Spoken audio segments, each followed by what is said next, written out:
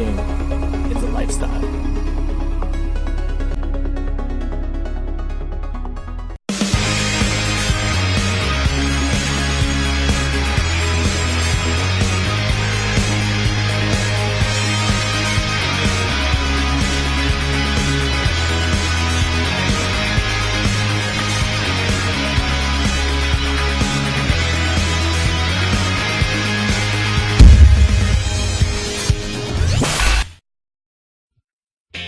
The Jordan 11 is probably the most recognizable basketball sneaker in the world. So let's take a look at a little bit about the background. The designer, Tinker Hatfield, at that time, Michael Jordan was retired. And he still designed the shoe just in case Air Jordan was going to come back, and which he did. After that, the shoe was released and it became legendary. People were like lining up on the streets, waiting to buy this shoe. So let's take a look at the design behind this shoe. So let's start from the bottom. As you can see on both of these shoes, the gum is actually see-through, and behind it, there's actually a carbon shank plate. Now, this is the very first Air Jordan to actually use a carbon shank plate. Before that, they used plastic. And why they used carbon was, back then, Tinker Hatfield checked out replays of Jordan using his previous shoes. And let me show you for a second here. An old Jordan 1 right here. You can see without a carbon shank plate, a shoe is very easy to bendable right here, and it's not very supportive. So they checked out football videos which actually use these kind of plates, and they decided to put it into this Jordan. And as you can see right here, once you have it in there, it's really hard to do. So when they put it in, there was like a real breakthrough for basketball shoes at that time. The most interesting fact about this shoe was it was the very first Air Jordan to be featured in a movie that Michael Jordan played in. It was called Space Jam. And once it was released, it was sold out everywhere. It was super popular. All the kids wanted it. It became an instant classic. Other special design features of this shoe is, of course, the patent leather, which is really shiny right here, as you can see. And one of the main features of that is when you twist and change directions when you're wearing it, the shape of the patent leather will still stay like that. Another part of it is, as you can see from this bread, is the nylon upper, which is a very tough material, but it's also very elastic.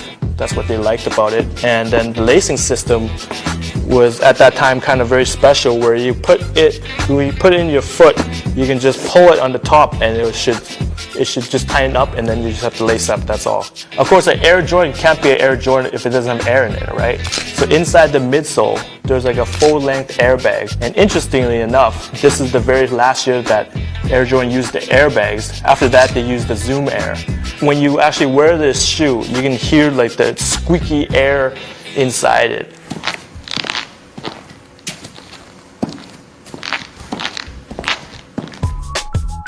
Of course, if you actually own a pair of Air Jordan 11s and you actually wear them, it's going to get dirty. So right now, I'm going to talk about how to clean these dirty Air Jordan 11s.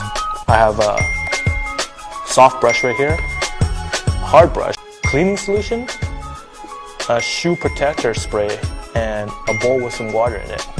So first, I take the soft brush, dip it in the water a little bit, get some solution, spray a little bit on. Then I start brushing.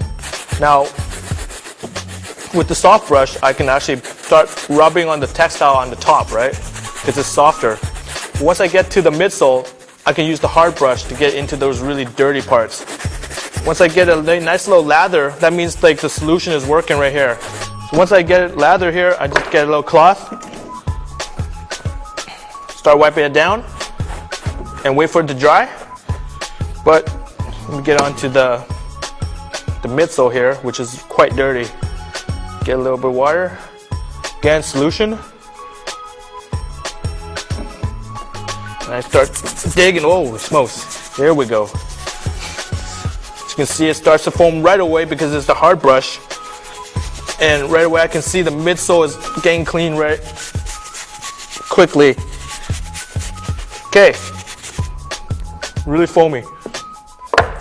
Again, get the cloth, start wiping it down a bit right here, and as you can see, Hasn't even dried yet, but side-by-side comparison looks much cleaner already.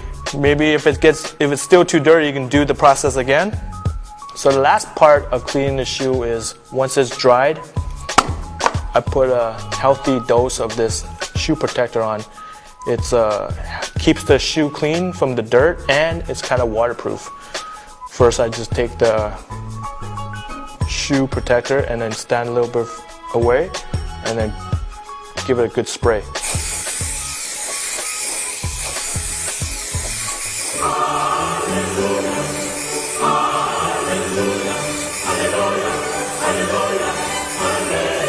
Get it nice and good.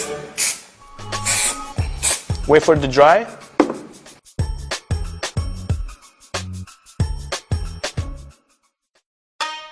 Nowadays, people who buy the Air Jordan 11 aren't going to buy it to play basketball. They buy it because they want to be fashionable. But what kind of pants or shorts should be paired with the Air Jordan 11? Well, first off, I think the jogger pants looks pretty good. Or you can try casual jeans.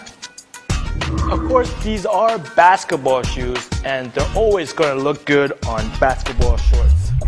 There are many variations on how to wear the Jordan 11s right here. And many variations on the models such as the low.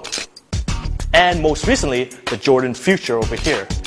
So if you guys want to get a hold of a pair of Jordan 11s, recently it's going to be released in December with the Jordan 7210. Now, if you guys enjoy my show, please subscribe to us and check me out next time and find out what sneaker I have. Finally. Did you say again?